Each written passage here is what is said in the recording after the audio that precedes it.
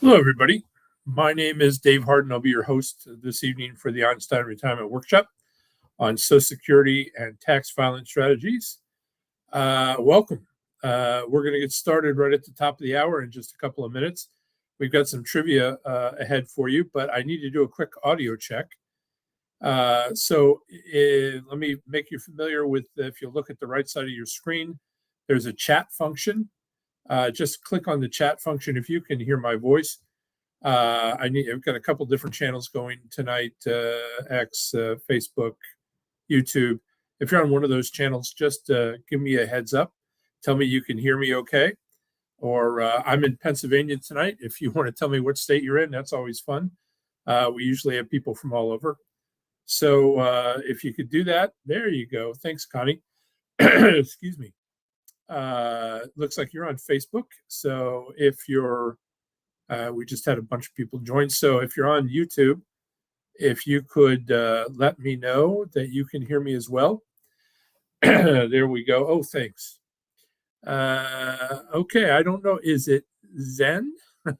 I'm not sure what it is, but thanks for helping out. Let me ask, we'll just start with some trivia. Now that we've done that, sounds like the audio is good. I'll ask our tech team to pull up trivia, and we will just do some fun questions until the top of the hour. You can participate these. They're all multiple choice. So A, B, C, or D. You can answer your question just the same way. Jump on the chat function and just type in a letter. All right, let's do the first one here. Okay. Oh, there it is. There we go. How are the first three numbers of your Social Security number derived? Everybody has 9 numbers, 3 numbers, and 2 numbers, and 4. Those first 3, where do they come from? Is it A, zip code of your birth city, B, zip code of the issuing Social Security office, C, random, or D, the state where you were born? So if you've just joined us, we're just doing some quick trivia before the top of the hour. Feel free to join in. It's just a multiple choice. So I see a D, I see an A, I see another D. Anybody else? Feel free to jump in. We're just having some fun.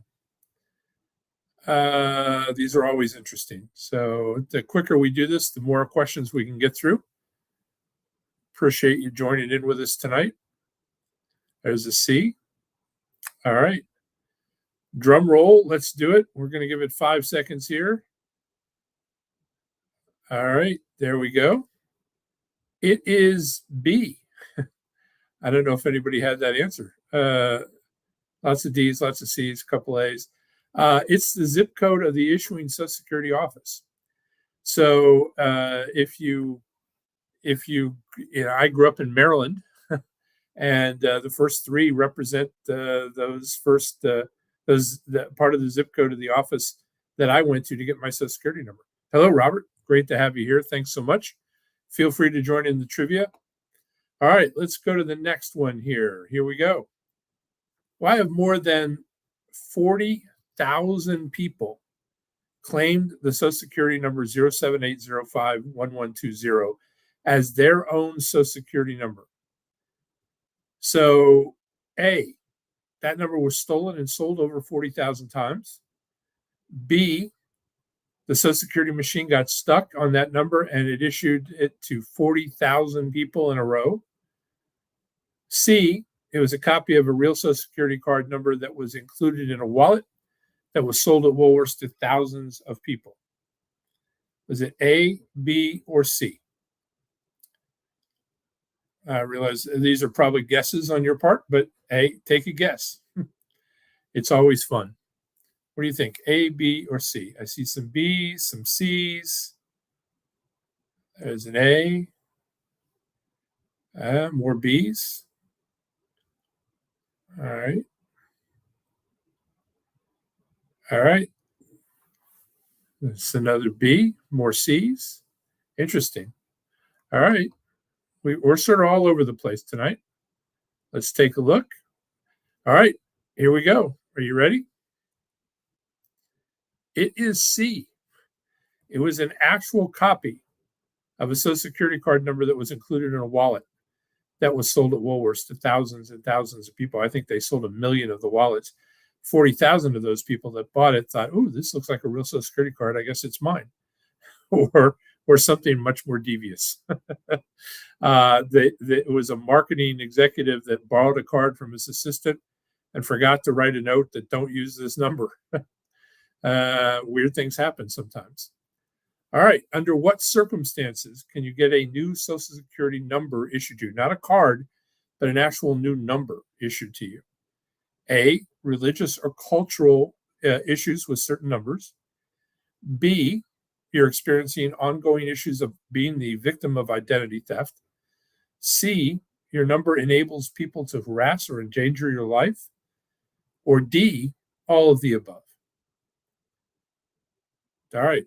What do you think? A, B, C, or D? Again, religious or cultural issues is A. Experiencing ongoing issues of identity theft is B. Number enables people to harass or endanger your life is C, or D is all of the above. See some D's, see some B's. There's a C. Interesting. Another B. All right. You guys are getting the hang of this. All right. We will give it another 10 seconds here. If you want to jump in, if you've just joined us, I see a lot of people have just joined. Feel free. We're just having some fun with pre-workshop trivia, just for fun. Feel free to jump in. All right, here's the answer. We're going to give you the answer right now. It is D, all of the above. Every one of those will get you a new number if you want it.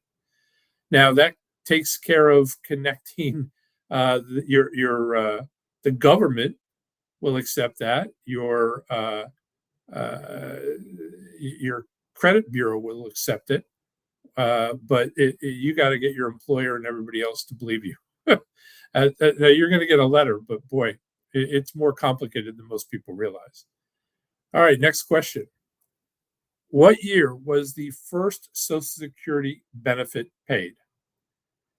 A, 1936 for $26.17. B, 1937 for $19.67.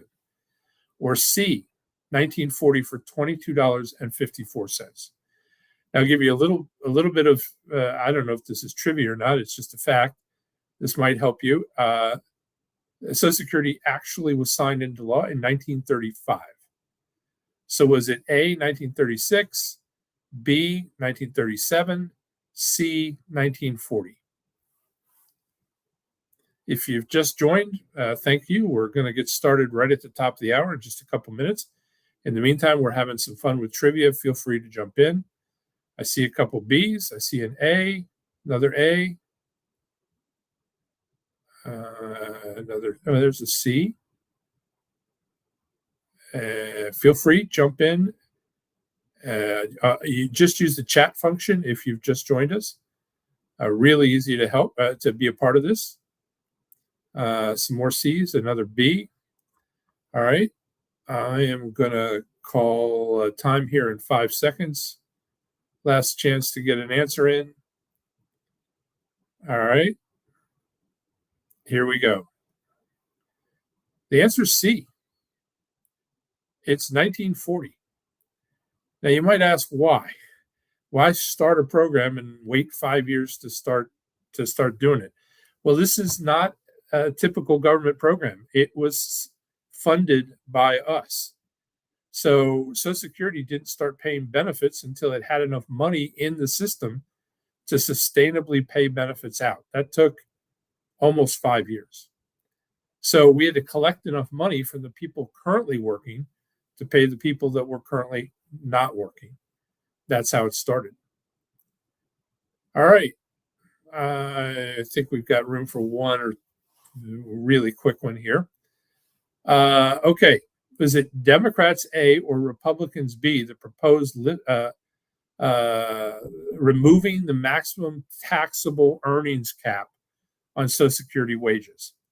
This is estimated to eliminate Social Security shortfalls, or used to be. It still helps considerably.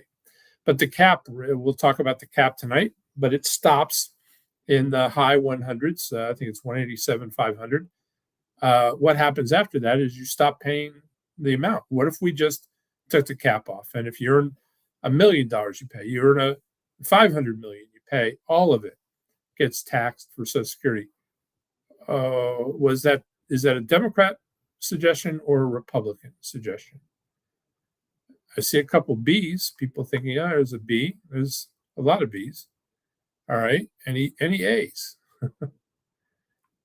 There's an A. All right. I'm going to ask the parent question here. The answer is A. That's a Democratic program. That's their platform. That's what they would like to do. All right. I'll do one last one here. Is it Democrats or Republicans that propose raising the retirement age to account for the increase in longevity? In other words, you can retire now at 66 or 67, or you can retire as early as 62 and get Social Security. What if we raise that? Is that a Democrat or a Republican suggestion? See a lot of A's. Interesting. A. I don't see a single B. Oh, there's B. All right. All right. Let's pull her up here. There's another B. Thank you, guys. All right. This is a Republican idea. They both approach it from a very different standpoint. The truth is, these days, it is going to require probably both. All right. It is top of the hour. Let me ask our tech team to pull up our actual workshop. And there it is. Let me introduce myself again. I'll do it more formally in a second. My name is Dave Harden. If you've just joined us, I am going to do the workshop for you this evening. I'll do a more formal introduction in about a minute. Let me take care of just a little bit of housekeeping. People typically ask me how long is it going to take, Dave? And the answer is it's about an hour and 20 minutes, maybe an hour and 25. We're right in that ballpark almost all the time. At the end of the workshop tonight, I always do and offer a question and answer, a Q&A. I'm going to do that this evening. Here's how you could help us. Most of you have jumped in on the chat. Thank you so much for that and participating in the pre-trivia or pre-workshop trivia. The same thing applies to the workshop at the end. You're going to use the chat function to ask questions. Here's how you could help us. If you know the question you want to ask, don't wait. Just type it in. And then, Christina, you'll get, she's asking about the workbook. You'll get a way to link that and get it tonight, right at the end of the workshop. Just hang on. But if you have a question, just jump in, type it in there, and then we can not have a lag at the end of the workshop while we're waiting for everybody to type at the same time. We'll have questions that we can answer right away. Now, we're happy to take your questions at the end, and if you start typing, then that's fine. We'll stick around and do those too. But it will really help us if you'd fill it in, particularly if something triggers a question, you know it, so you don't forget it. Type it in. We'll deal with that, and we'll get going. All right. Let's move on. All right. Again, my name is Dave Harden. I am a registered financial consultant, RFC. That is a designation for investment management and retirement planning. I also carry the NSSA. That is the only college accredited designation for Social Security and taxes in the country. Little less than 2,000 advisors have that. It's not just advisors, all sorts of people have it, lawyers, accountants, but very few. About 1 million people do retirement planning in our country.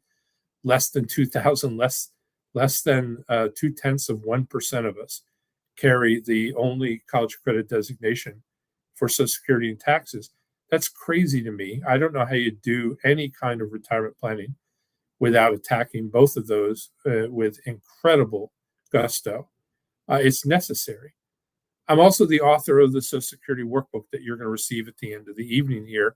And I'll talk a little bit more about that as we get to the end of the workshop. That being said, effort to disclose to you, I also own a registered investment advisory firm, an RIA. It's called City Center Advisors. I own it with my son. We're in our second decade of business. We've done incredibly well. I looked this morning, 1,231 client accounts spread over 43 different states. We've been very successful, and we're very proud of the work that we've done. I want to put you a little bit at ease. That's not what we're going to talk about tonight. I'm not going to give you suggestions on investments. Not going to tell you, hey, call me and I'll get you some deal on the greatest investment since sliced bread. That's not what we're here about tonight. We're going to talk about Social Security and taxes, and we're going to stay on point about that. That being said, I need to disclose this to you. I also have a Series 65 license issued through the SEC, administered by FINRA. I am a fiduciary advisor. I act as a fiduciary with all of my client or potential client interactions. It's required by law, but we do it anyway. Everyone in our firm is a fiduciary advisor. We believe that's the only way that you can do business the way it's supposed to be done, by giving advice and helping people with their retirement and investment management needs. All right, that being said, I am done about me. Let's get to why we're here. So why is Social Security such a hot topic? Look, literally every day, 10,000 baby boomers are turning 65. That's more than 70,000 a week, 280,000 a month. Last year, 3.64 million of us reached that critical age. And that's going to continue for the next 10 or 11 years. It will continue beyond that, just not quite at that level of 10,000. And this year, honestly, it's actually higher than 10,000. It's almost 11,000, because this is one of the peak years for baby boomers. It's a big, big deal. There are a huge amount of us, but maybe more important than how many there are of us, 65% of us, 65% of retired middle-income Americans derive more than 50%, more than half of their retirement income from Social Security. It's a huge part of how we live in retirement for almost everyone. And then since 1985, American corporations have eliminated more than 84,000 pensions. I don't mean 84,000 people lost their pension, although that would be bad. I mean 84,000 pensions stopped offering pensions. These are companies that said, hey, we're not going to do this anymore, and here's your payout. And they did it a long time ago. When I first started in the industry back in the late 70s, I guess that'll tell you how old I am, we considered retirement a three-legged stool. It was your Social Security, your pension, and your savings. These days, for the vast majority of it, it's a two-legged stool. There is no pension. Now, some of you still have them, and congratulations. You should feel very special. But it's one of those things that's just a dying breed. But maybe the most concerning statistic I'm going to share with you tonight is that 46.1% of Americans currently pass away with less than enough assets to fund their own funeral. They die broke. 46.1% is almost half of us. That this isn't the poorest of the poor. There's about 12% poverty rate still in our country. That's not who this is talking. I mean, it's included in that, but there's another third or more of us that are ending up in this position because of something else. And you have to be curious about how in the world did that happen? How are people who prepare and get ready for retirement, some of them, by the way, many of the people in this statistic start retirement with hundreds and hundreds and hundreds of thousands of dollars in things like IRAs and 401ks. But this is where they end up. And if you don't know why, you've got to be really curious, because, it's one of those things. If you don't know how it's happening to others, how are you going to prevent it from happening to you? Because that is the fear most of us have when we're entering retirement. How do I make sure that I don't run out of what I have? We'll dig into that. It might surprise you why that's happening tonight. So look, This is just an interesting slide that reminds you that Social Security is actually an insurance policy. Now, it's a government sponsored insurance policy, but it's an insurance policy nonetheless, just like Medicare is an insurance policy, a health insurance policy that's government sponsored. Now, here's the difference between what most people, oh, it's an entitlement, it's an entitlement. No, there are parts of Social Security that are entitlement. But if you've paid into it for 35, 40, 45, 50 years, it's no longer an entitlement, it's an earned benefit. And you ought to get every dime of what you've earned back. All right. What's the risk of outliving your income? This is the first thing that we think about when we're talking about Social Security. When do I take my Social Security? Well, you've got to think about when and how long you might live. This is census data. If you're a single male, age 65, you have a 50% chance of living to 85. That probably doesn't surprise anybody. But you have a 25% chance, a 1 in 4 chance that you're living to 92. If you're a single female, 50% chance you're living to 88. 25% chance, 1 in 4 that you're living to 94. And if you're a couple, age 65, this is going to surprise many of you. If you're the male in that couple, you have a 50% chance that you're living to 92. Your odds of living to 92 just doubled because you've got a partner. And if you're a female, your chances just went up 50% that you're living to 97, 3 years shy of 100. Now, this is live to. It also means live past. So this is just the minimum statistic. Now, how do we look at this and why are we looking at this? Because many of us, by the way, some of you are asking why are couples living longer? Well, if you look, I have a wife. I've been married 49 years, almost 50. My wife is, I wouldn't call her a health fanatic, but she's pretty healthy. But I have a sister that died of skin cancer in 2015. Young. She wasn't even 60. We were those kids that ran out into the sun the first day of summer and got burned like crazy. I mean, we got burned because that's what you did to get tan. You get it over with in the beginning of the summer, and then you don't have to worry about it the rest of the year, and you get a really deep tan afterwards. That's how you did it, right? We were idiots. But I did the same thing my sister did. So my wife now, if she sees something on my back or she sees something that I am not paying attention to, she doesn't even ask me. She just schedules an appointment at my dermatologist that I go to check me out because she knows that she can't let it go. Well, that care, that love, that concern for me makes a difference. If she hears a rattle in my chest, in my breathing, in my lungs, if she sees something unstable about the way I'm walking, she doesn't let it go. And I don't do that. I do the same thing for her. It changes the trajectory of how long we're going to live when that happens. And, it makes a difference. So this is Ethel Carterham. She is the oldest living person in the world. She just turned 116. I apologize for not correcting the slide yet. But she lives in England. She took the place of Sister Lucas, who was 116, who died a couple of years ago. And then Connie Tanaka in Japan was 119.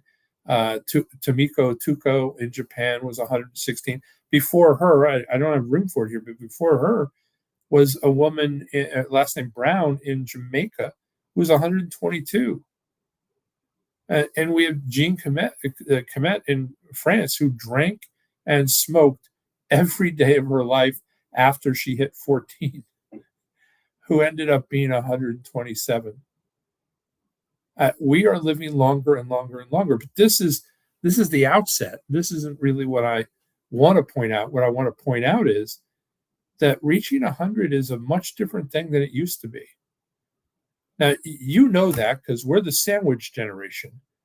What do I mean by that? Most of you know, our kids still live in our basement, and we take care of our parents as well. We're sandwiched in between them. Now, many of us, I've been through this with my wife's parents, who lived much longer than my parents, and we took care of them. We got them a senior apartment close to us, and my wife went every day and took care of them. It provided meals. They lived a good life, but then her dad passed away, and then her mom eventually came and lived with us for almost 5 years before we had to put her in a memory care unit in a nursing home because she accidentally one night trying to be kind to us and make dinner because we were about 15 minutes late, set the kitchen on fire.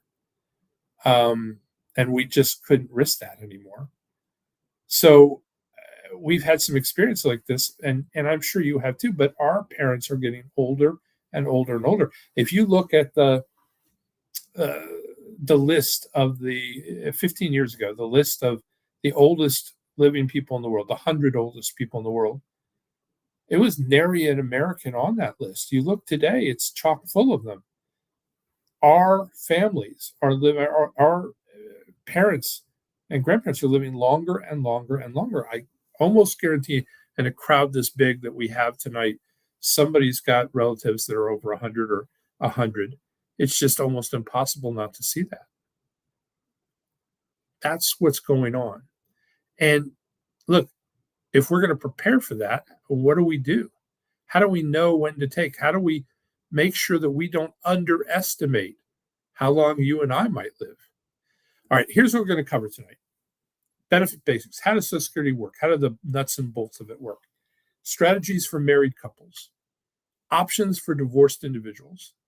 Options for widows and widowers. Now, if you're single, you're probably going, what about me? What about me? Look, if you're single, Social Security was created for you. These are the offshoots. And there's going to be stuff here that applies to you. But look, if you're worried, is there anything important here for me?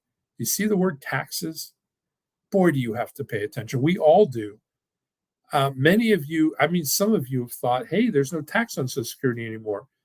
Well, that's not quite the way it works. And I'm going to unfortunately tell you the bad news of exactly how it works tonight because you need to prepare for it.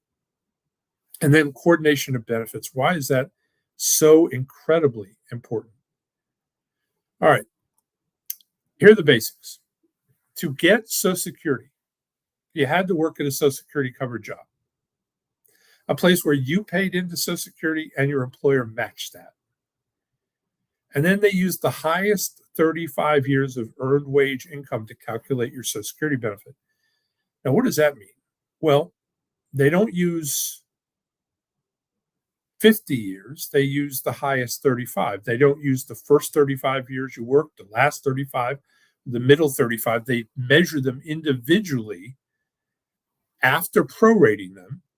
And how does that work? Well, if you made $100,000 this year in 2026, but you're thinking, hey, I only made $25,000 in 1982. So won't this year replace that year?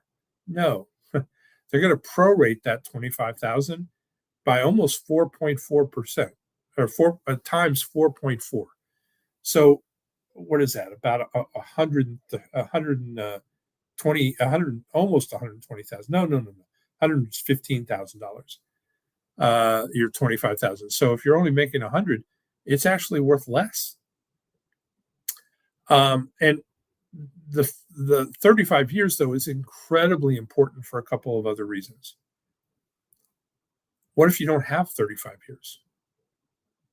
What if you work 30 or 30 and that's all you got? My wife, for instance, was a teacher before we were married, was a teacher after we were married, and then we started having children. And literally, about 2 weeks before she went back to school with our 4-month-old baby, she said, "No, I can't do it. I have to stay with her." And we thought that was going to last a year. It lasted until our youngest child was in middle school, which was a while. Um, so she doesn't have 35 years. She doesn't have 30. So how does it work? Well, they take the highest 35 years or your only years. Let's say it's 30. They add those all to, they prorate them, then they add them all together. And then to get the average, they divide not by 30, but by 35,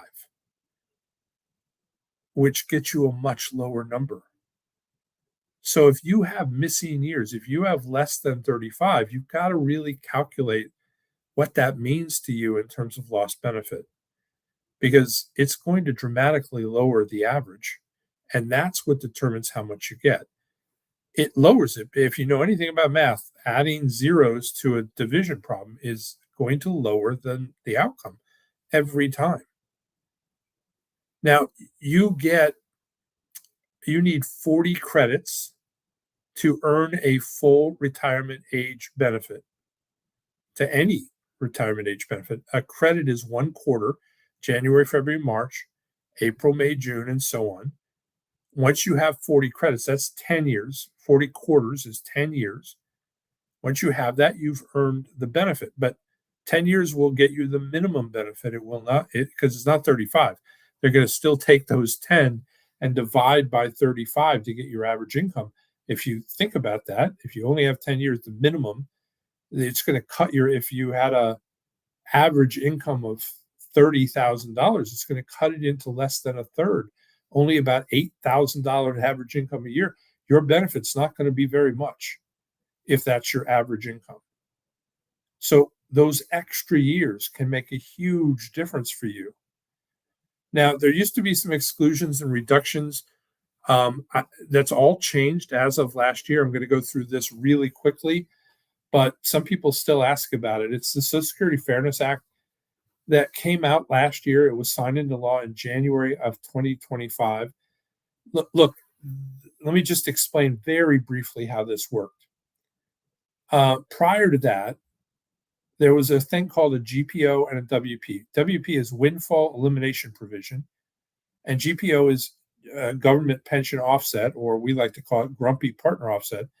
Basically, if you had some of you with the military pensions, railroad employees with pensions, federal government employees, county governments, state governments, city governments, school districts that had their own pension plans and opted out of Social Security because of that. Why? Because they took the money from Social Security they would have funded and funded their own pension plan instead. Nothing wrong with that. But many of those people worked for the federal government, for instance, for 30 or 35 years and then retired in their 50s and eventually went back to work. And they got those 10 credits or those 40 credits, 10 years of working, and earned a Social Security benefit on top of it. Some of it did it explicitly to do that, so they'd have a double pension like. Well, the government came in when money got tight back in the 80s and said, wait a minute, hold on. You didn't work enough years, and they set a number, 31, as the standard. Not 35, 31, which is weird, but it is what it is.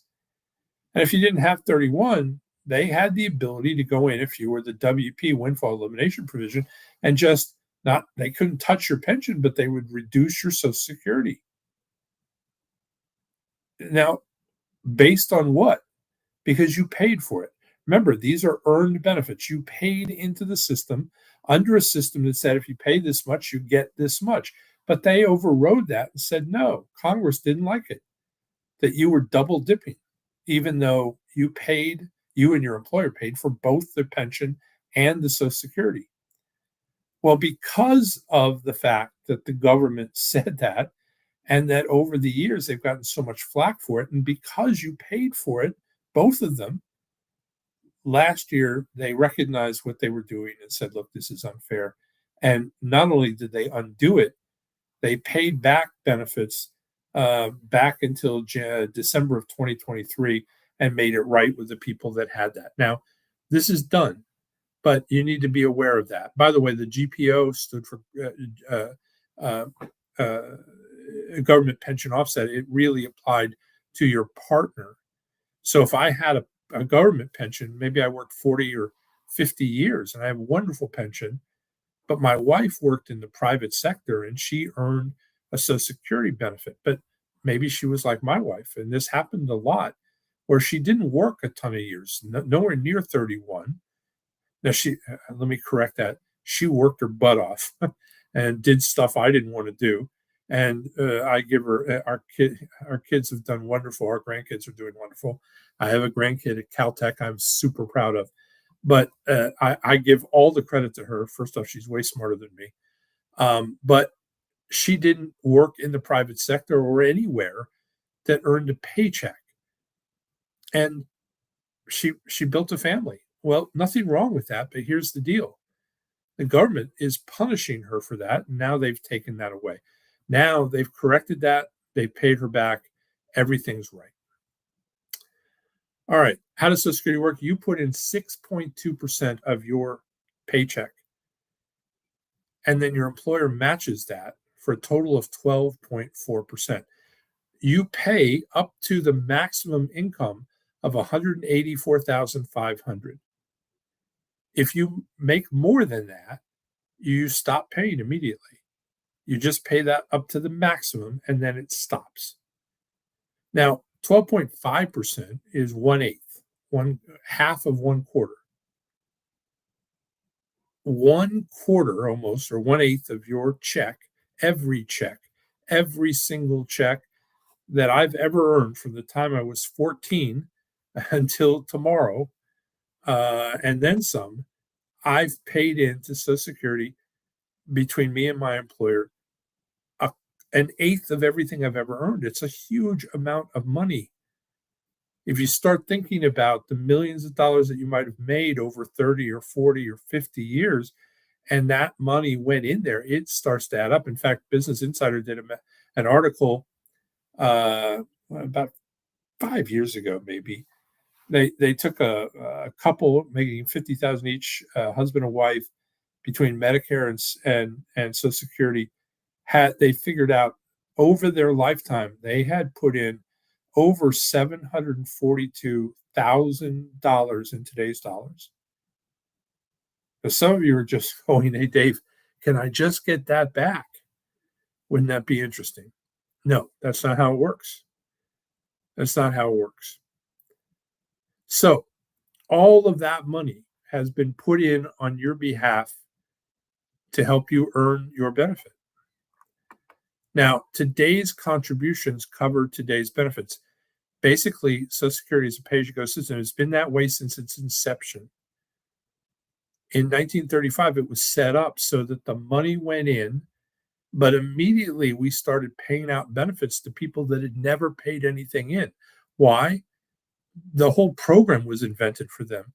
In the middle of the Great Depression, seniors were getting killed.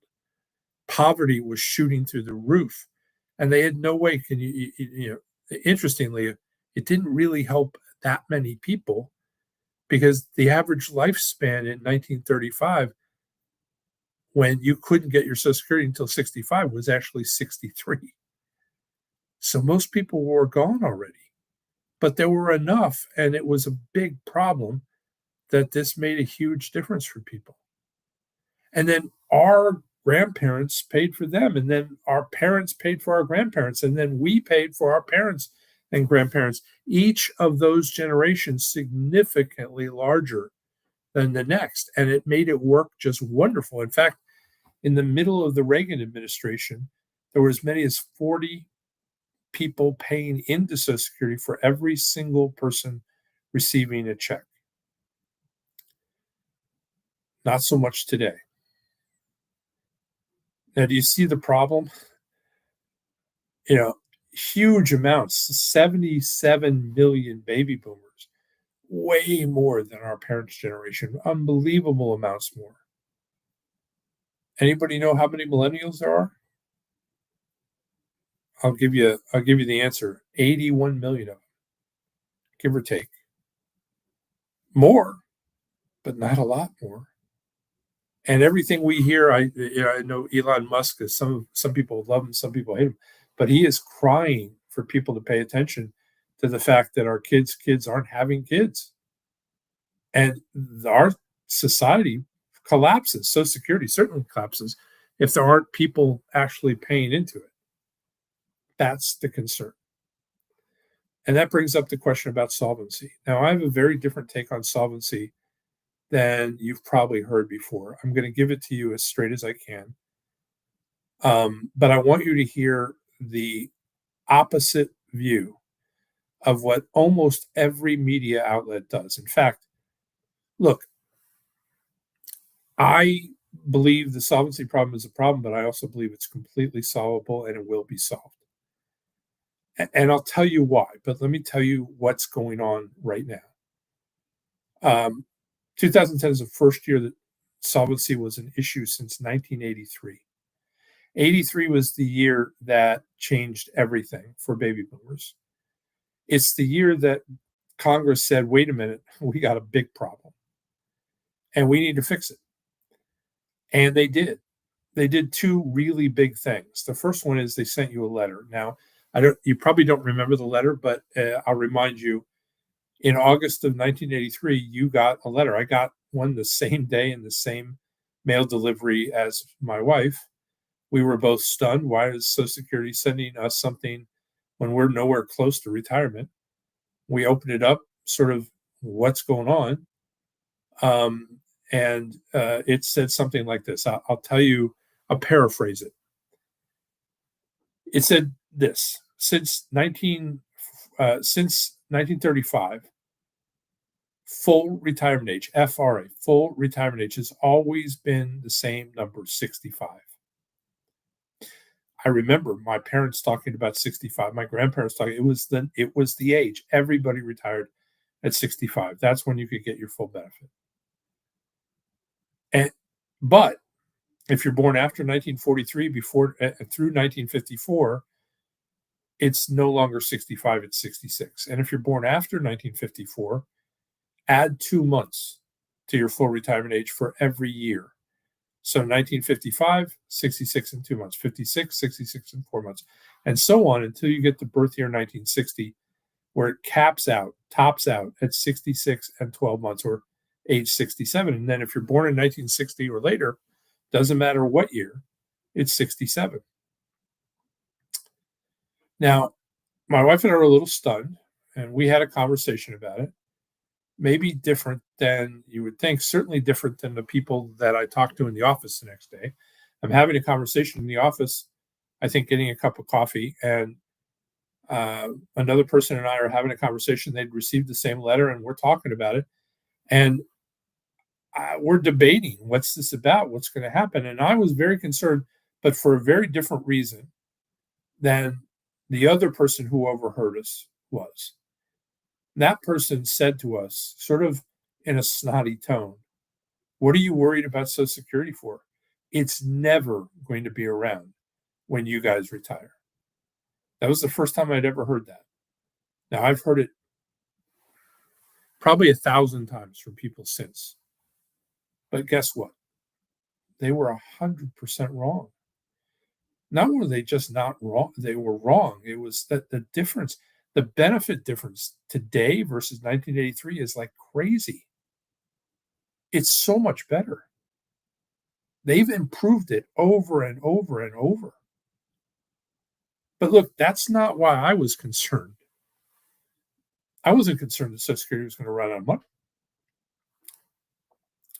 I was concerned about how many more letters I was going to get telling me now my full retirement age is 67 or 68 or 70 or 72.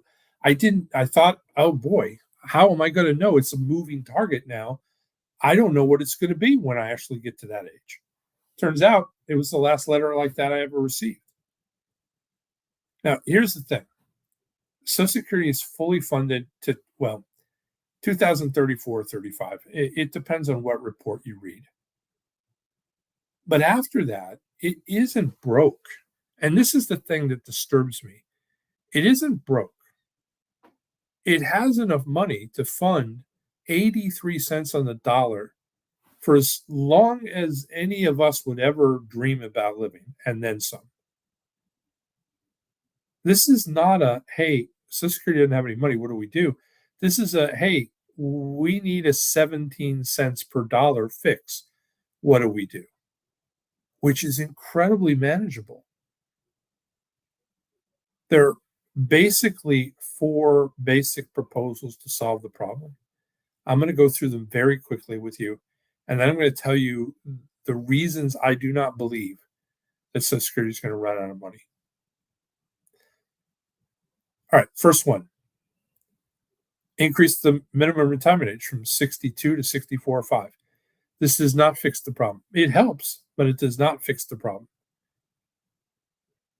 Increase the full retirement age from 66 or 67 to 70 or 72. Again, helps, big help, but it doesn't fix the problem completely. Here's the one that solves the problem, completely solves the problem. Increase the payroll tax. So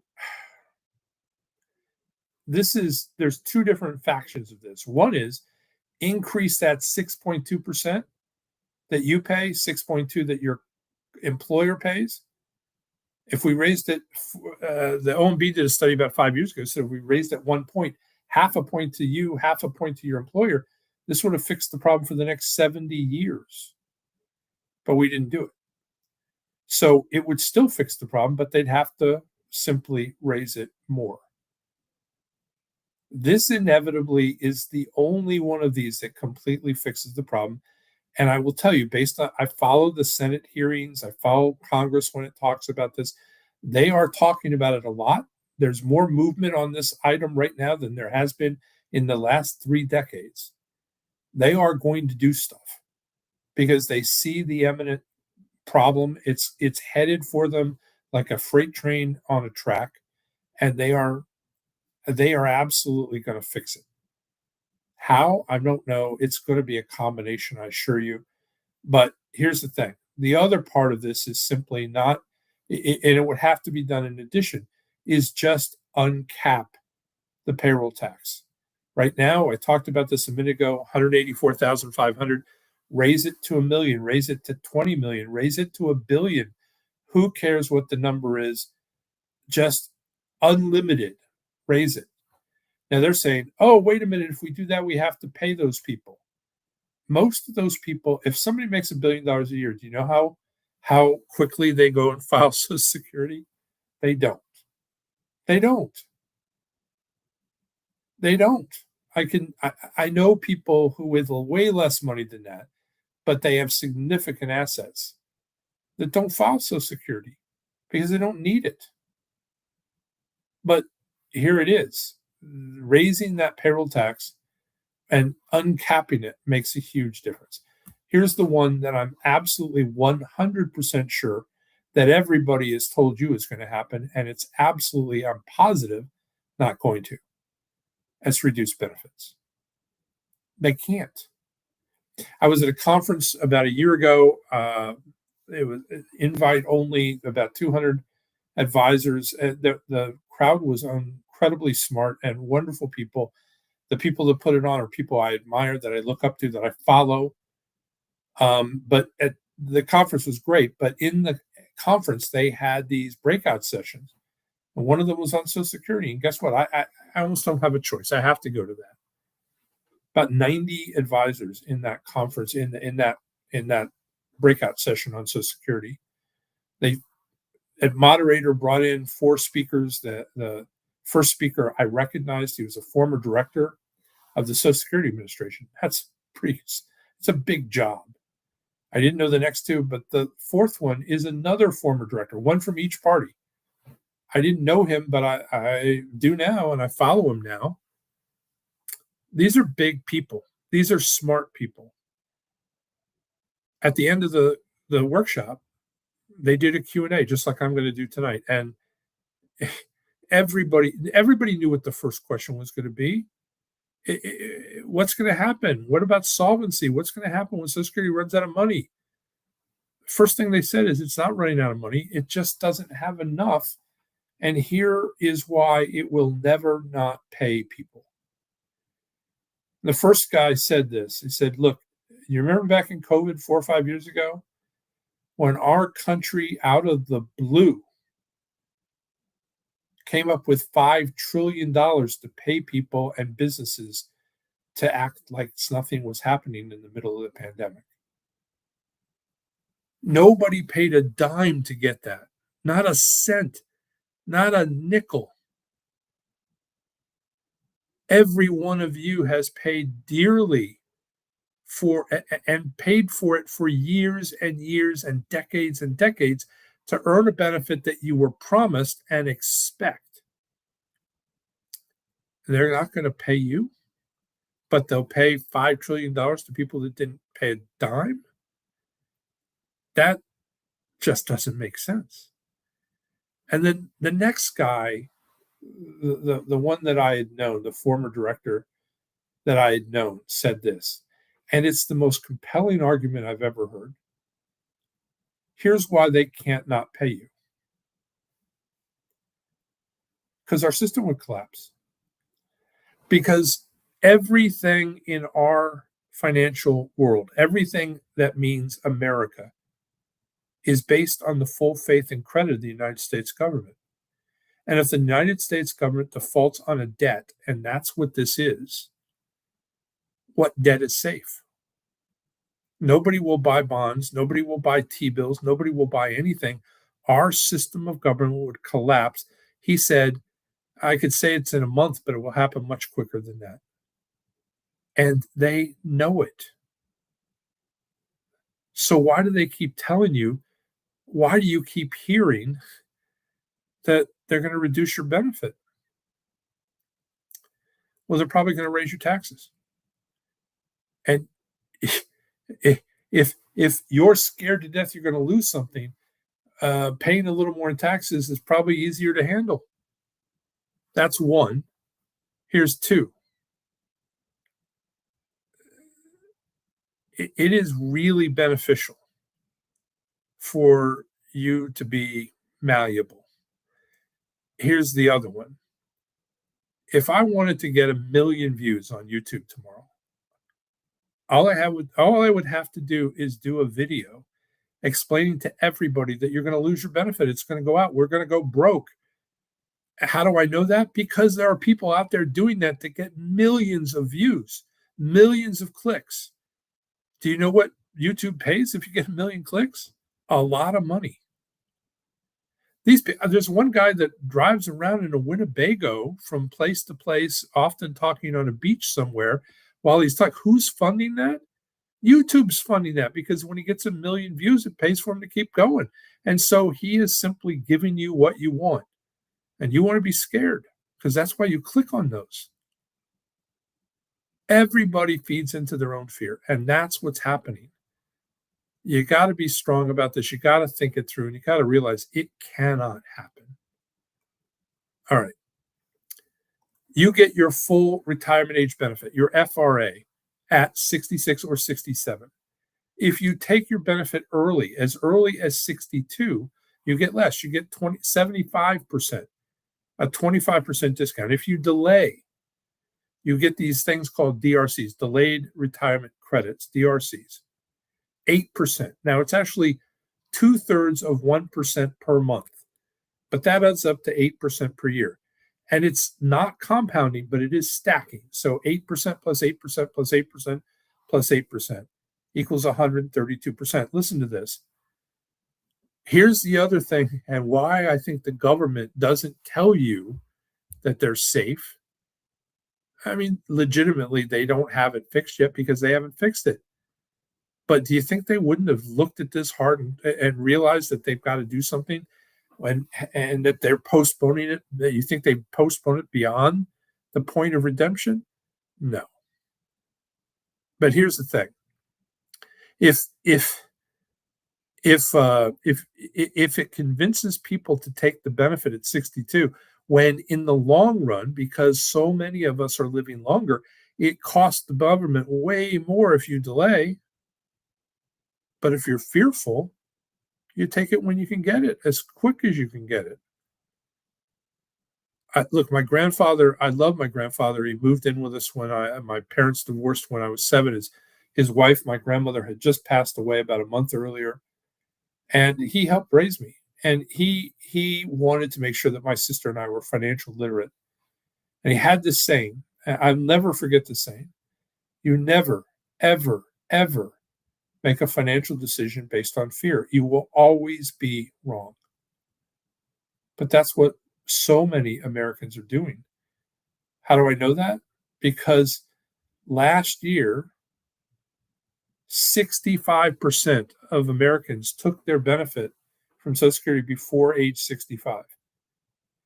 Over the last 3 years, 40% of us have taken our benefit at the earliest possible time at 62. Why? I don't know. When we ask them, they say two things. Most common answer: afraid Social Security is going to go broke, want to get some of that money I put in before they go out of business. Number two, afraid I might die. Put all that money in, I want to get something out before that happens. My health's not that good. All right. I mean, maybe that makes sense, but if you're married, it probably doesn't. But look at the difference here. The difference between taking your benefit at 62 and getting 75% and waiting until 70 and getting 132% is you get 177% more benefit. You get a whole FRA benefit at 66 and a 75% benefit on top of that. It's not hard to do the math and figure that out. 3 distinct retirement benefits: your benefit based entirely on your earnings record. A spousal benefit. My spouse, who I've been married to for 49 years, she can't get a spousal benefit until I file and I'm collecting. So spousal benefits are based on my contributions, not her. She could have never worked a day in her life. She's still entitled to that. And then widower, survivor benefits based entirely on the deceased worker's contributions, not the person receiving it. All right, Bipartisan Budget Act of 2015. I'm going to go through this like lightning because none of it applies to any of us anymore, because we were all born after May 1st, 1950, all born after January 2nd, 1954. But if you're born, or before January 64, but if you're born after January 2nd, 54, like I'm guessing every single person on this call, on this workshop is, then this still applies to you, and it's why I have to still talk about it. This is called the Bipartisan Budget Act, and it simply took away some of the options that you had in terms of how you file. It used to be you could go in at 62, file, and then immediately suspend your benefit, but your spouse could go in an hour later, and because you had filed and suspended, they could do what's called a restricted application for only your spousal benefit, not their benefit. And then they could collect your spousal benefit all the way to full retirement age, all the way to 70 if they wanted to, while their own benefit continued to grow. And then when it made sense, just switch. It was a great way to get extra benefits. Don't get too excited. That's completely gone as of 2015. So why am I talking about this? Because when they passed this law for us born after January 54, they added a thing called deemed filing. And deemed filing is it's a catch. Here's the thing about deemed filing. Deemed filing says when you go in to pick, used to be you could pick whatever benefit you wanted, not take one, take the other, change it later. You can't do that anymore. You get the benefit that you pick. Well, you don't even get to pick it. You get the largest benefit on the day that you take your benefits. And then it's done. All the fancy things that you could do before have just been taken away. So why is this important? Because filing now is not just a mathematical thing. Well, it is. It's a timing thing.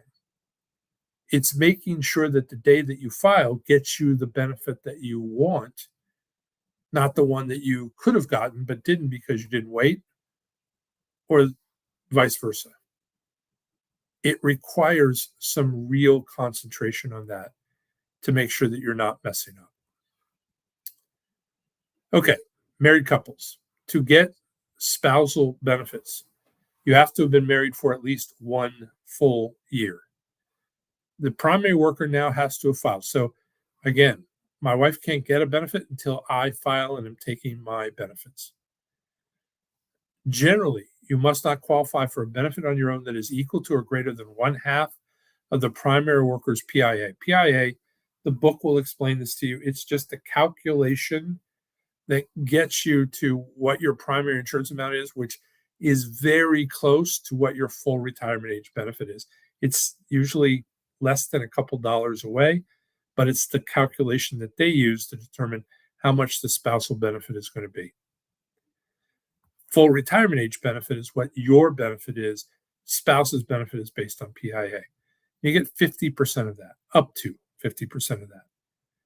Now, here's an example. John's primary insurance amount at full retirement age is $2,000. Jane would be eligible for 1/2 of that at her full retirement age.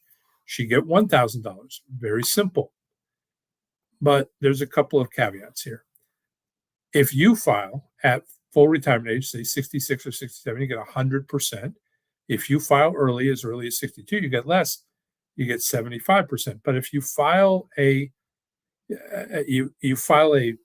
spousal benefit at full retirement age, you get 100% of half. If you file early as 62, you get 70% of half. So Jane files at 62.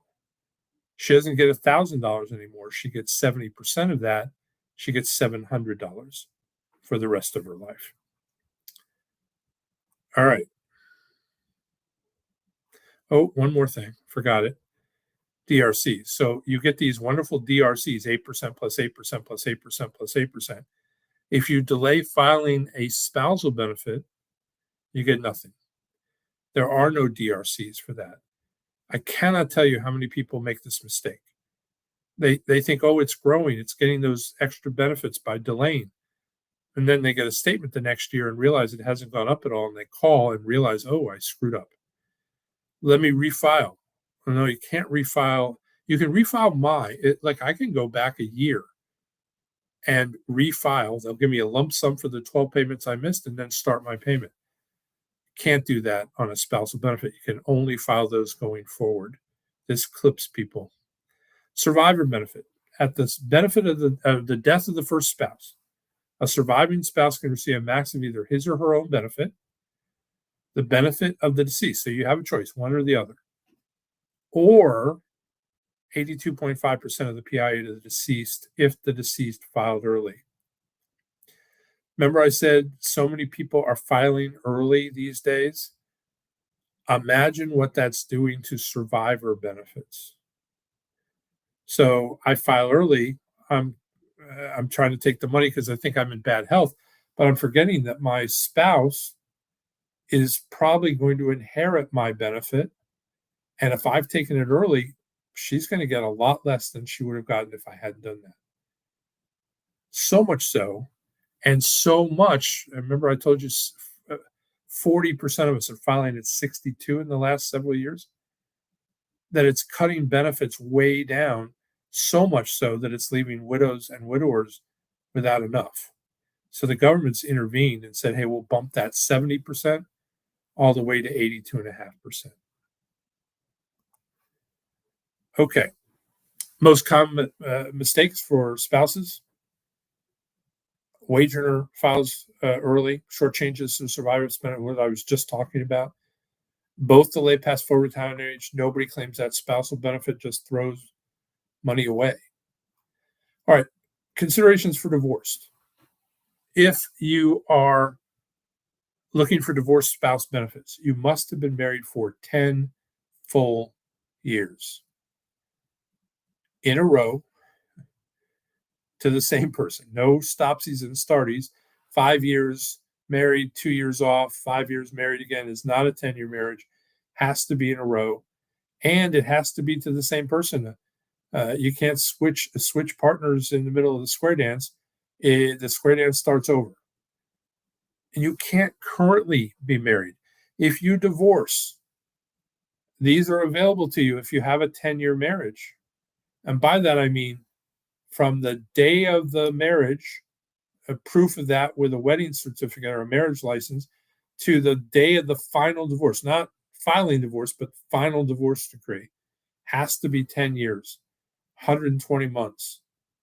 If you're not currently married, you're fine.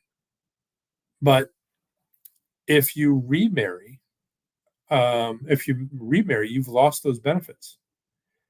But if that person and you divorce, now you have the previous ones are available to you again. And let's say they die and you've become a widow or widower. Those benefits previous are still available to you when that happens. Same benefit amounts and reductions apply for early claiming as they do for regular spousal benefits. No difference between spousal benefits and divorced spouse benefits, with one exception. And it's called the independently entitled rule for divorce, that are people that are divorced for at least 2 years. So again, my wife cannot get a spousal benefit because we've been married 49 years, but I haven't filed. But if we had been divorced for at least 2 years, that rule's waived. Doesn't matter if I never file. She can go in and get benefit after the 2 years is up. All right. Bipartisan Budget Act for divorced individuals, it's identical to the previous one. Here's the only difference. If you're older than your ex and you're not currently married, you can claim your own benefit as early as 62 and then switch to a larger divorced spouse benefit when your ex-spouse reaches their full retirement age. Listen to this. This can be done more than once if you have multiple qualifying ex-spouses. What qualifies you? 10-year marriages. So you have multiple qualifying 10-year ex-spouses, then you can do this in whatever order you want to do it. The government is so generous here, they'll let you take the lowest income one first and let the other one max out before you switch. All right. Common areas for divorce questions that we get. Do divorce benefits affect the current spouse or their dependents? No, not at all. Is the ex notified or not notified if I'm claiming under their record? No, they're not. This is probably the most common question I get amongst divorced people. The answer is no. It doesn't affect them. So what difference does it make? But look, that doesn't mean that the Social Security is willing to give out your information easy. You have to prove that you're entitled to it with a marriage license and the divorce decree that show that 120 months, or you don't get it. And they're still only going to give you the information necessary so that you can file your claim. That's it. All right. Options for widows and widowers. To qualify for survivor benefits, you have to be at least 60 years old. In fact, that is the earliest you can get a retirement benefit from any program that Social Security has. Everybody else has to wait at least until 62. You must have remained unmarried. So if your spouse died when you were 50 and you remarried even for a day, you no longer get these benefits. But if you've remained unmarried, you get married on your 60th birthday or the day after, and you can still receive these benefits even though you're married. You had to be married for a minimum of 9 months prior to the death of your spouse. There's a couple of exceptions. Law enforcement officer of the United States killed in the line of duty, local or federal, doesn't matter. Firemen, full-time firemen killed in the line of duty. Member of the armed forces of the United States killed in the line of duty. Those are it. Those are the only exceptions. All right. I'm going to do a quick case study here I call this file without thinking because it's what most of us do.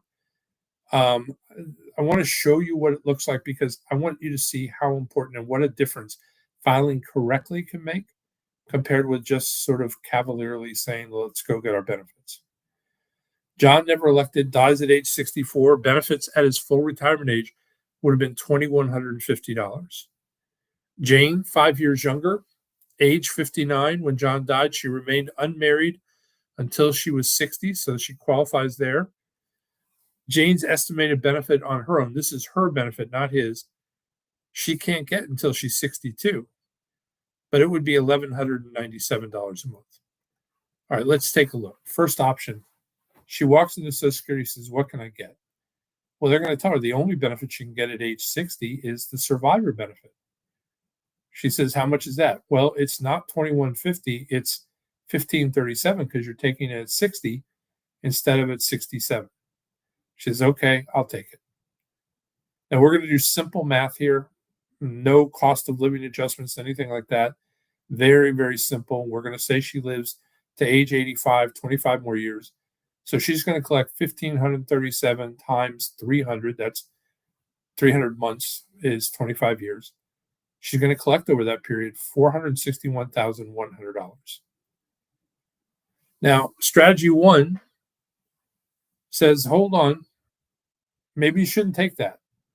Maybe you're currently working. And if you're currently working, maybe for another 2 years, making $40,000, $50,000 a year, if you take that other benefit, you're just going to give it back. And I'll explain that in a minute. So she says, okay, what are my other options? Well, you can wait till 62. And if you wait till 62, maybe you shouldn't take that benefit. You should take your own benefit. It's only about $340 less. But if you take that benefit and then at your FRA, your full retirement age, you switch to the survivor benefit, that survivor benefit is $2,140. If you combine those, you're now receiving about $538,000, almost $539.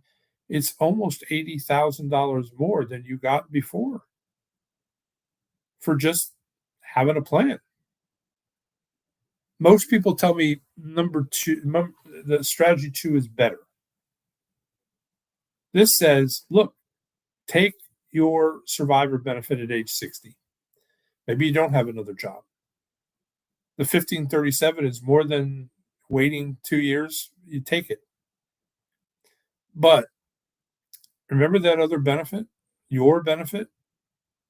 It's only $1,197 a month. But if you don't take it, it's still your benefit. You can't take both at once.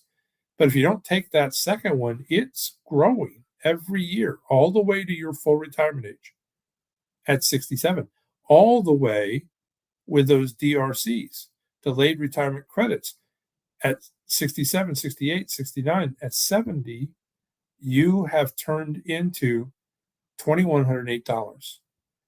That's more than 1537, and it stopped growing, so switch. If you do that, guess what? $563,904, more than almost $103,000 more than you would have received by not paying attention. It's a matter of timing, and timing matters. All right, if you take your Social Security benefit early as 62, 63, 64, 65, for some of you it's 66, but you continue to work and you earn more than $24,480, for every $2 more than that, Social Security is going to take back $1 of your benefit. Let me put this in simple terms. Your Social Security benefit is $2,000 a month. You made $57,000 this year. At the end of the year, you will have collected $24,000 in Social Security benefits. And in April, when you file your taxes, they're going to look it up and send you a letter, probably around July, that says, hey, every dime of that you owe back with interest. because you earn too much money. This is one of those mistakes you cannot afford to make. Worse, well, I'm not working anymore. Well, too bad. Well, I don't have any money to pay back. No problem. We have a really good collection system. We'll just stop paying you. It's a way for us to collect $2,000 a month. If it's a really small number, they'll just take half of what you get every month. But now I need it. I'm not working. Sorry, that's not how this works. In the year that you turn full retirement age, most of you at 66 or 67, well, it's all of you, either one of those. If you earn more than $65,160, for every $3 over, it's going to take back $1 of your benefit. Now, don't get too scared. This is a more rare thing because it's based on whatever your FRA is and when you hit it. For most of you, if you're born 1960 or later, your FRA is your birthday in the year that you turn 67. If you, let's say you take your benefit, if your birthday is in January, February, chances that you're going to earn more than 65,160 before then are pretty small. But if you got a birthday in November or December, you might want to really pay attention to this. The only way to make sure that you avoid this is absolutely don't take your benefit until you have reached FRA or until January 1st of the year after you reach FRA. And you can earn as much money, you can earn $1 billion, and there's no reduction in your benefit. But if you earn a lot of money, you aren't going to have to just worry about this. You're going to have to worry about taxes. Now, I wish I could ask you how many of you knew that Social Security was taxable before this evening. I know you've probably seen it, but there's a lot of people out there, particularly because of the one big beautiful bill that was passed last year, that think there's no tax on Social Security. But there is. Let me tell you how that bill affected Social Security. You were given, they're still taxing Social Security, but they gave you a deduction of $6,000, $12,000 if you're a married couple. That is supposed to cover a big chunk of your Social Security. I know they keep saying no tax on Social Security. That's not the way it works. And here's the bigger problem. That deduction is temporary. The no tax on tips, the no tax on overtime, that is a permanent part of the bill. But tax on Social Security is for 2025, 2026, that's this year, and 2027. And then it goes back to zero automatically. So in the year that Congress is likely to change, or that the people who put the bill in might be out of office, there's no chance to make this go on any further. More importantly, this part of the bill, in terms of Social Security, is already written into the law that it disappears then anyway. They don't have to do anything. There's no vote that takes place. It just happens. You lose that $6,000 or $12,000 deduction. So, why is this so important? Because how much you pay, first off, let me give you the really bad news. You've already paid tax on Social Security. Social Security was never supposed to be taxed in retirement. It was taxed up front. The money that you pay into the Social Security system through FICA, that 6.2%, the 12.6% that you and your employer pay, or 12.8% that you and your employer pay, that is taxed. You pay tax on it. Think about this. When you file your taxes, do you get a deduction for FICA? No. You pay tax on it. That's why it was supposed, just like a Roth, if you pay tax on it up front, you put it in, it grows tax deferred. When it comes out, it's tax free. That's how Social Security was up until 1983. In 1983, Congress looked long and hard at baby boomers and said, We got to fix this. And they put a target on our backs. And the reason this is such a big deal is it's changing, dramatically changing how people survive retirement. And what it's changing about them is how much they actually get to keep and how much taxes they pay. Now, look, if you think this is easy, filing taxes and Social Security, this is the publication 915. It is, you can get it at IRS .gov/forms 915.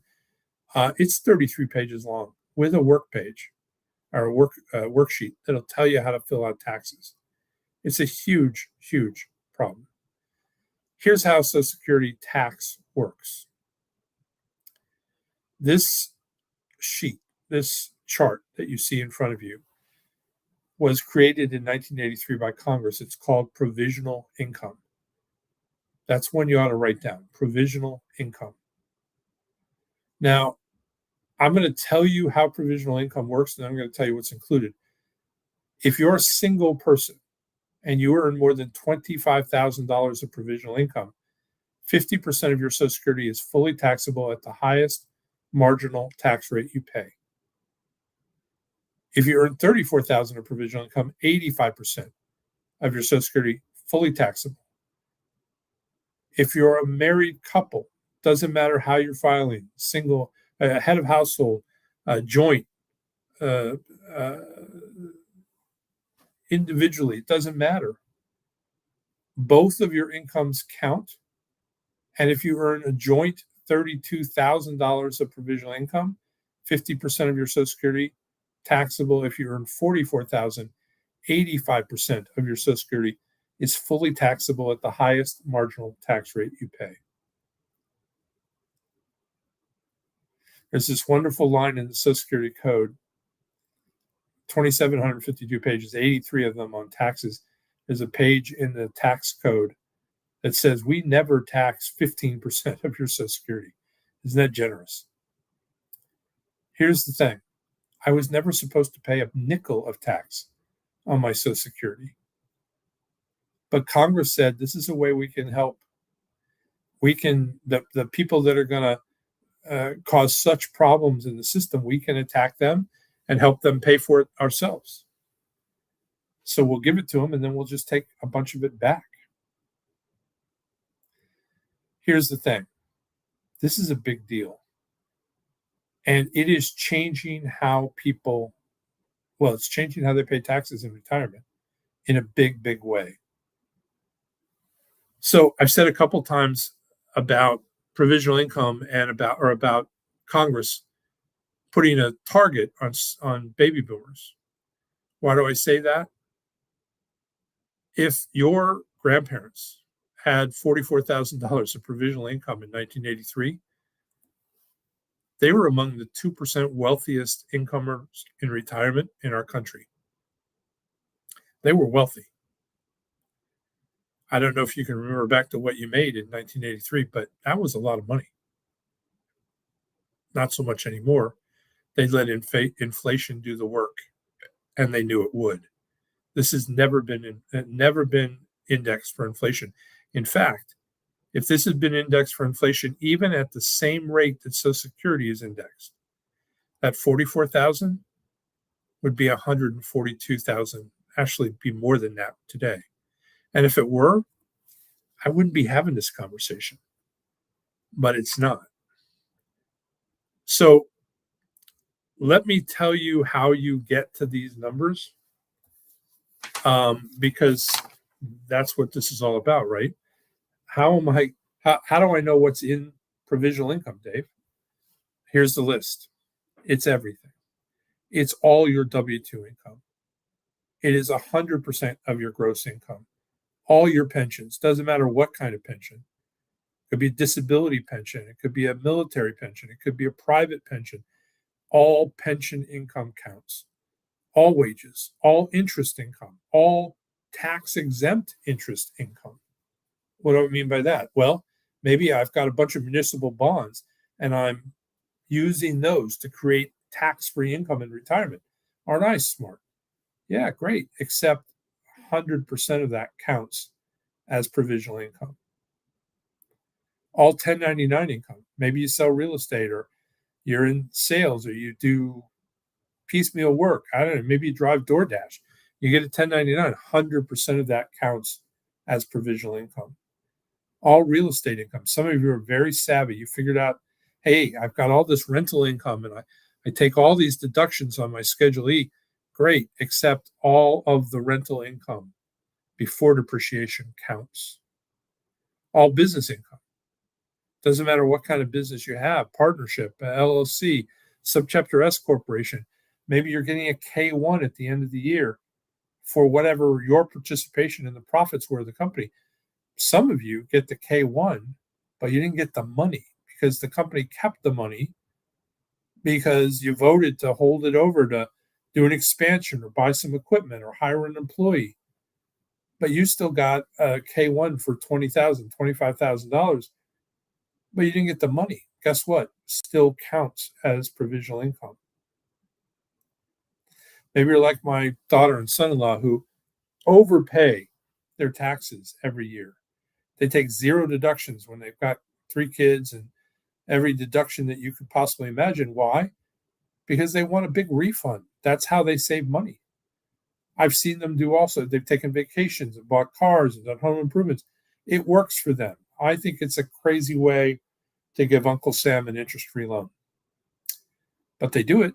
But 100% of that tax refund in the year that you receive it counts as provisional income.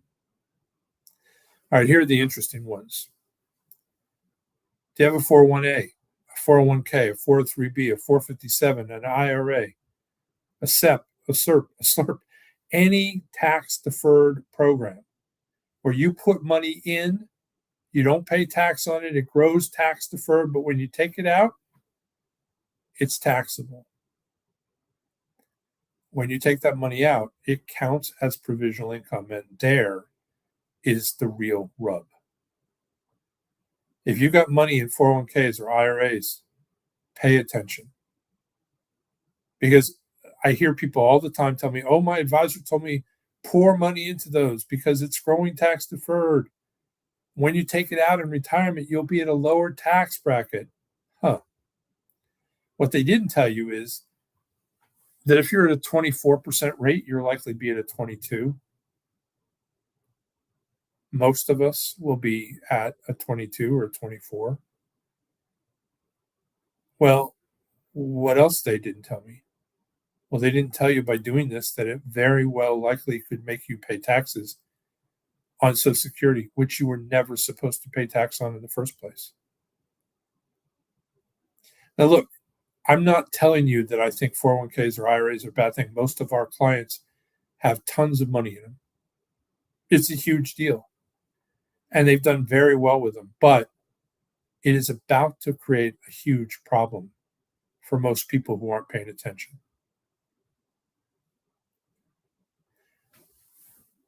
Oh, yeah.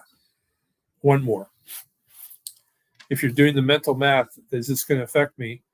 Let me give you the one that's going to push you over the edge, most likely. 50% of your Social Security benefit counts as provisional income. That's right. 50% of the amount, they're trying to see if you make too little that they shouldn't pay you. They're counting that to try and push you over the edge so you pay tax on Social Security. This is a big problem, and it is affecting people like crazy. Look, I want you, I'm running a little over, so this is the last case study I've got, but I think it's the most important thing I'm going to show you this evening.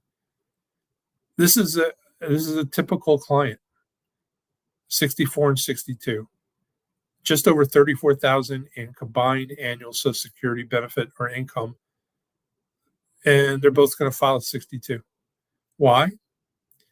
They've saved over $752,000, 752,000 in 401ks and IRA assets. We're going to say they have a 6% annual return, 3% inflation.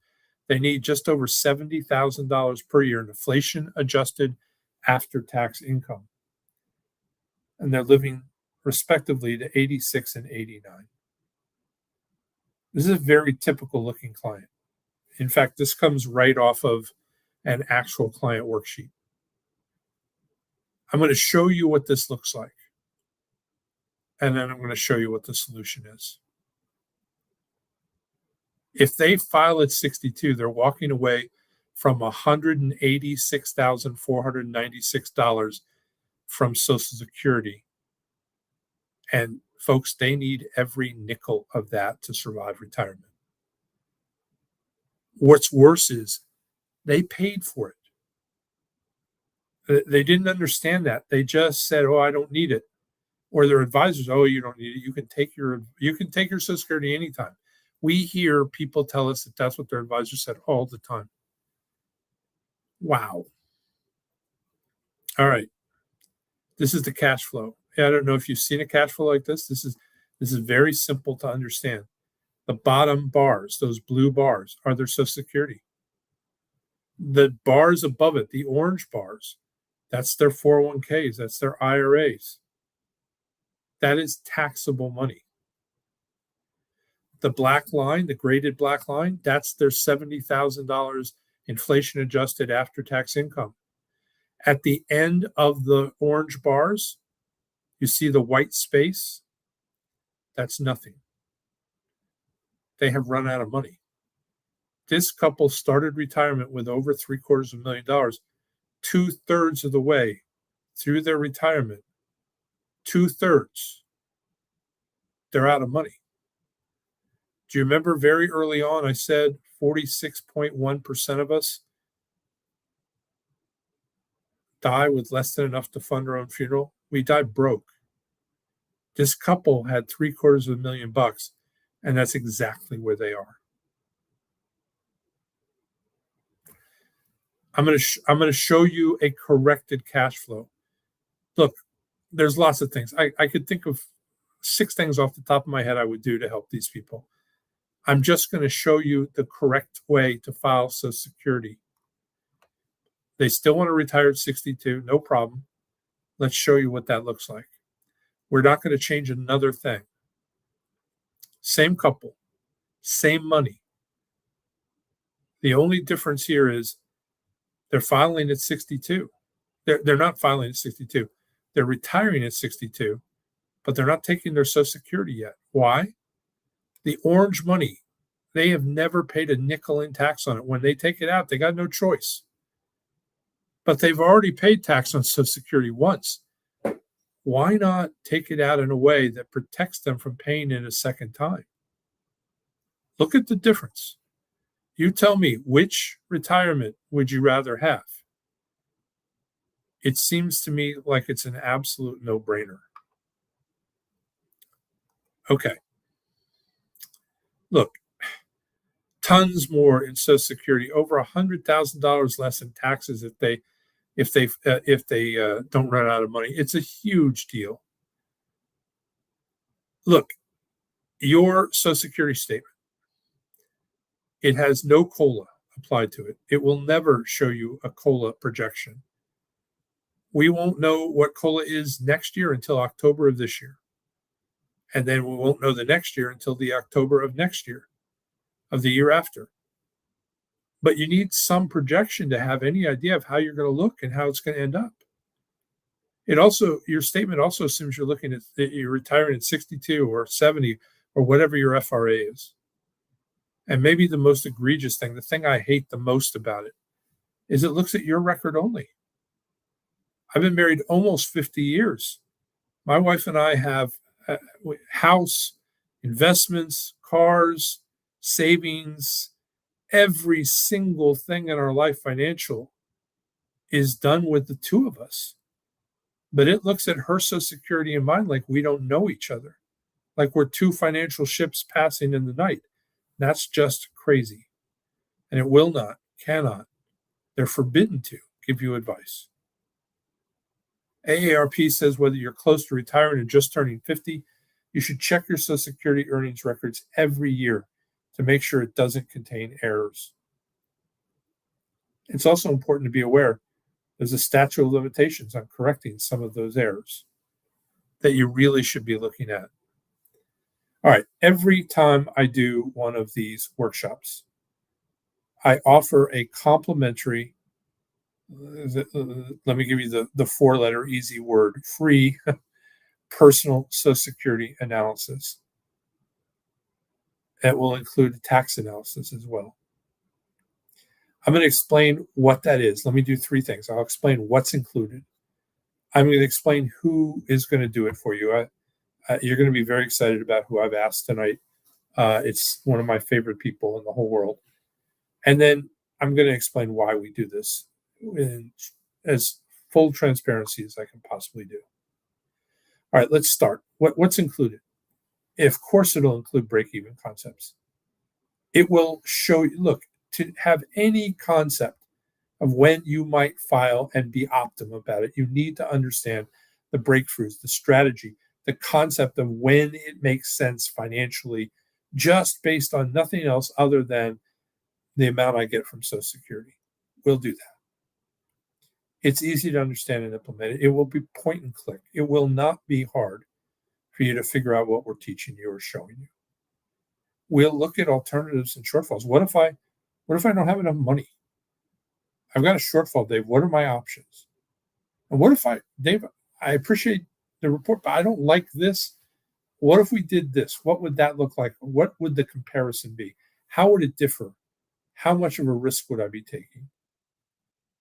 And then what about retirement income, cash flow, and tax analysis? We'll do that.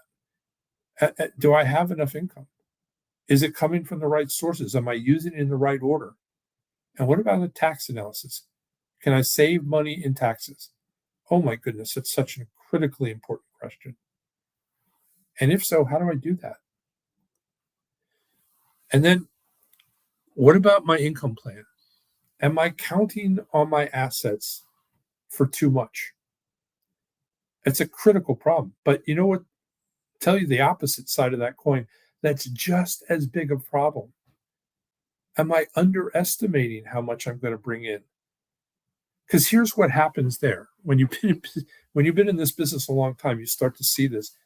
You see people in their 80s who have way more money than they realized, who all of a sudden realized, oh, I made a huge mistake 10 years ago, 15 years ago. I could have been spending so much more and nobody showed me or told me. But now it's too late. What am I going to do? I'm going to give it away. That is a travesty. You've worked, this is supposed to be your golden years. Your golden years isn't looking at the bank account climbing. It's looking at what you can do with these years that you weren't able to do for the last 50. For the first time in your life, you might be able to afford it and have the health to be able to enjoy it. You should not take advantage of that, but you should be sure. What about Roth conversion? This is so complicated, and yet it's really not. But we'll do a Roth analysis. We'll tell you. We'll show you what you should be doing. And quite frankly, we'll show you if it's going to save you money or not, and how much, and why. Because if we can't do that, why would you do it at all? And then what about coordinating benefits? Look, so many people come to us. Oh, I have a retirement plan. I can't. The last time I just stopped asking people if I could see it because nobody actually has it. Oh, my advisor has it. And we ask him for a copy, and he doesn't have one either.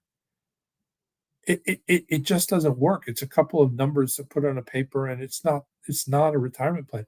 And if you don't have something that's looked at everything and coordinated, your retirement benefits, your Social Security benefits, your non-qualified and qualified money, your IRAs, your 401ks, your pensions, and put them together and coordinate them, not with just that, but with your spouse as well, then you don't have a plan.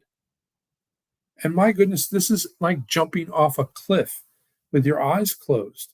It is not something you want to do. All right.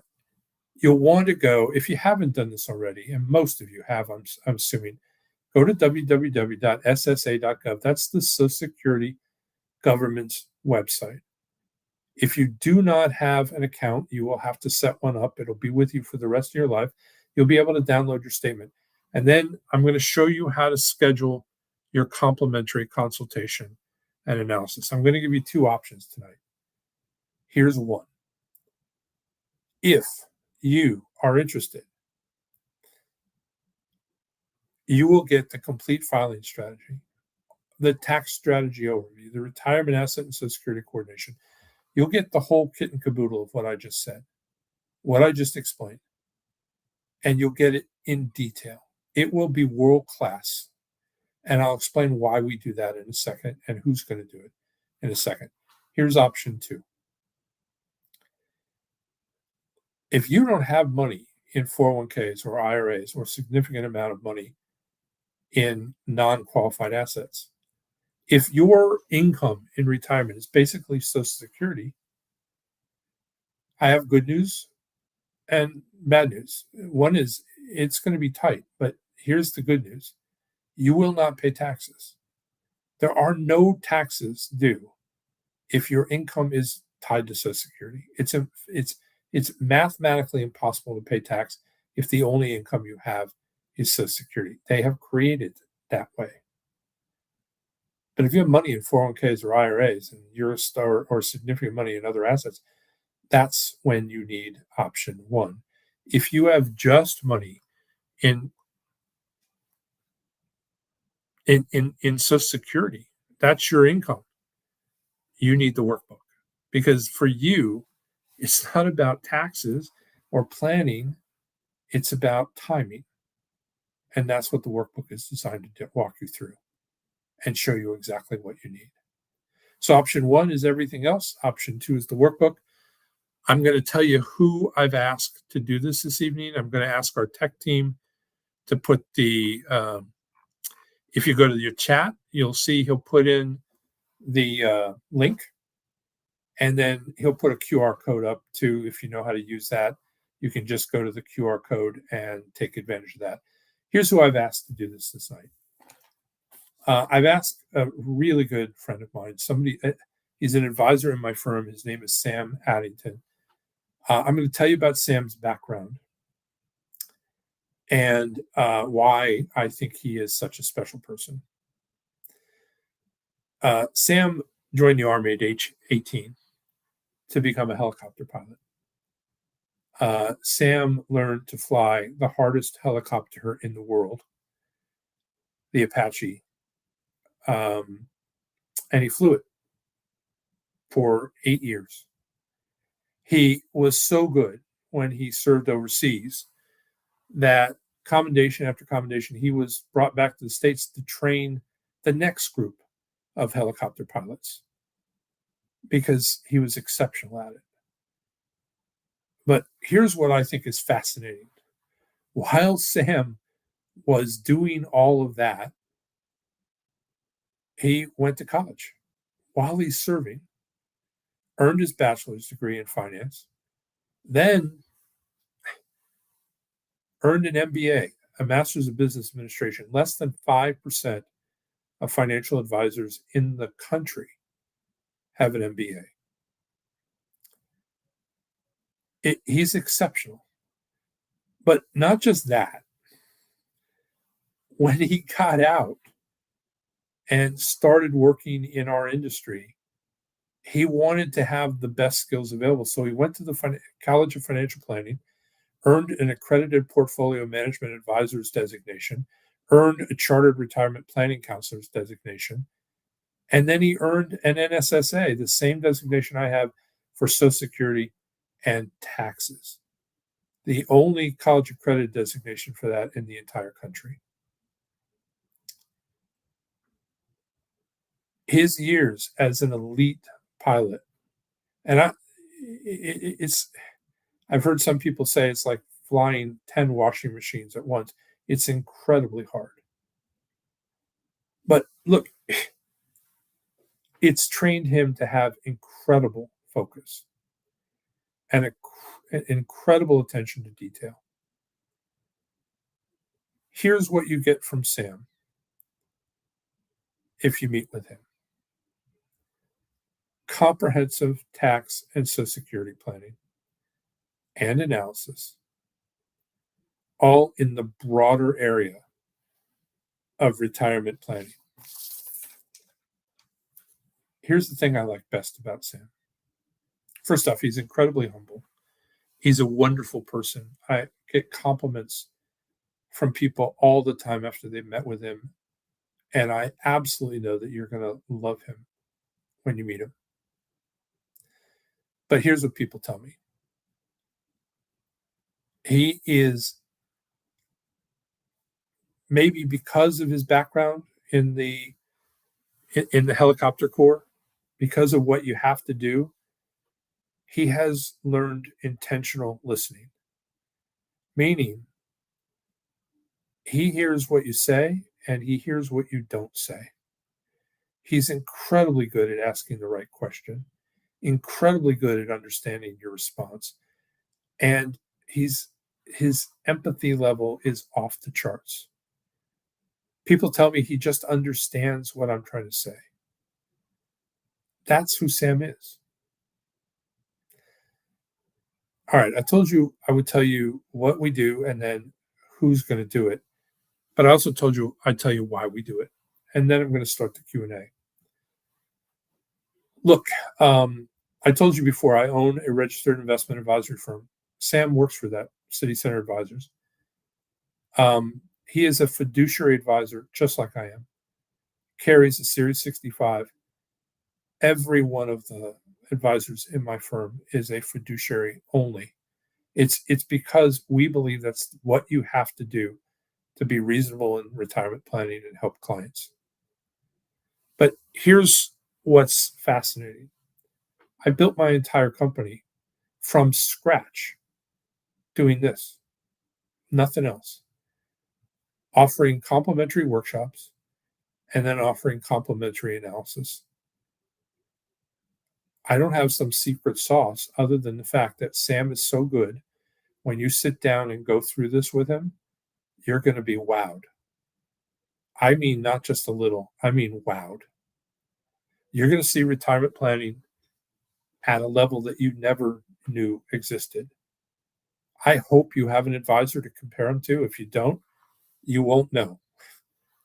But he's just that good. Every one of my advisors is, but Sam is exceptional. I promise you, you're going to be blown away. And we think that there's a really good chance, we know this because we've done it for a long time, that when you see it, you're going to go, wow, maybe we need to do more. Maybe we need to talk more. Maybe this is the beginning of a wonderful relationship. What's the line in Casablanca? It's the beginning of a beautiful relationship. I think you're going to be surprised at how incredible it is. Look, I'm a huge fan of Costco. I love Costco, not because I think the food is better or even cheaper for that matter. Maybe sometimes it is, but sometimes it forces me to buy so much that I just wonder. But I love going to Costco because I take my wife and we go on Saturdays, which is a madhouse. But every nook and cranny of that store is filled with somebody cooking, microwaving, frying, baking, something for me to try. And I like to try stuff before I buy stuff. I just do, because I don't want to buy something unless I know it's good. That's what we're doing here. We're giving you an opportunity to taste something, and we're telling you, see it, taste it, feel it. You're going to want more because it's that good. I promise you, you won't be disappointed. And I mean that when I say it. He's exceptional. Okay. All right. I'm going to open up the Q&A. Let's get your questions here. I'll ask our tech team to pull them up, and we will start doing them. Thanks for your time tonight. Thanks for your attention, folks. We're ready to go. All right, here we go. This is from Rhonda. How do I find out what I would receive on Social Security filing on my ex-husband? So look, the only way to do that, if you don't have a relationship would allow him to tell you, is you're going to have to schedule an appointment with Social Security. You're going to have to take in your required documents, your marriage license. You can get that from the county seat of wherever you were married, and a copy of your final divorce decree. You can get that if you don't have one, copy from the court where your divorce took place, and present that to them, and they will give you the information necessary to figure out how much you can get. That's the only way to do it. Great question. All right, Amy. So I like my wife. I like my wife should start taking Social Security now. At 64 and a half, she has no income, but will be selling property soon. She is afraid this will affect her Social Security and thinks she should wait until the property is sold. That will not affect her income. That would affect disability income. It would affect supplemental Social Security, but it doesn't affect her retirement benefit only if she's earning that money with a regular job, place where she's doing labor and getting it. Earning an inheritance, selling a property, that does not affect it at all. So tell her she can go ahead and file if that's what the best thing to do is for her. All right, Robert. They had increased the FRA. If they increase the FRA, is it more advantageous to already be collecting? Well, look, I don't know the answer to that. My guess is no. And the reason is this. Almost every change that's ever happened in Social Security has been grandfathered. So, for instance, the rules on age, the reason that those ages that were passed in 1983 were staggered was because people were already older than a certain age, over 50. And at 50, or approaching 50, they thought it was unfair to change their thing. Nobody has ever done any change to Social Security where it affected anybody over the age of 55. So the answer there is I don't think it'll affect you at all. But I don't have a crystal ball. But it shouldn't make any difference. They have a contract with you, and that contract is to pay you what they've told you they will pay. It's there. You earned it. You will get it. Awakening Ministry. Okay, this has been so good. You're so easy to understand and follow. Thank you. I mean, I'm learning a lot. Thank you so much. I appreciate the feedback. Okay, Gloria, can Social Security give me estimates of benefits if I'm no longer working, exceeding FRA, and not claiming now are 68 years now or 68? Since I'm contributing to Social Security, will I get an 8% annual per annum for added benefits annually? Yeah. If you're not working, it is growing by actually 2/3 of 1% per month or 8% per annum. And it'll do that all the way to 70. So the answer is yes. If I'm no longer working exceeding FRA and not claiming, yeah, that's exactly right. You understood exactly what I said, and that is correct.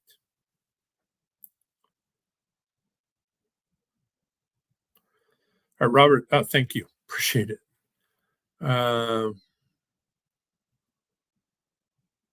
Okay, looks like that's it. Wow, a little light on questions tonight. All right. I will give you one last chance. If you haven't signed up for Sam, I really recommend you do it. He's cleared his calendar for the next 2 weeks or so. Gloria says amended not contributing to Social Security benefits if not working. Yeah, it's still growing by the 8%, Gloria. Doesn't matter whether you're working or not. It's only growing if you're working, if you're working a year that's increasing that average income of one of your 35 years. Let me see if I can explain that again. You have 35-year block, your highest 35 years of income. If you're working part-time, almost certainly you're not replacing one of those, not going to affect it at all. working an extra year doesn't do anything for you. But they're using 35 years. So if you don't have 35 years, working an extra year could make a big difference. But your 8% is going to increase, period, just by delaying all the way to 70, 8% per year. Good deal. Okay. Thank you. Thank you, Gloria. No problem. Craig said, Craig still will. I add my thank you. You're welcome. My pleasure here. Okay. All right. If you're scheduled to meet with Sam, thank you so much. You are going to be blessed. I promise you, you are going to be in awe of how good he is at this. All right. Looks like we're out of questions. I'm going to bid you good night, good luck, good planning, and may you all have a wonderful, wonderful retirement. Thanks all. Appreciate it.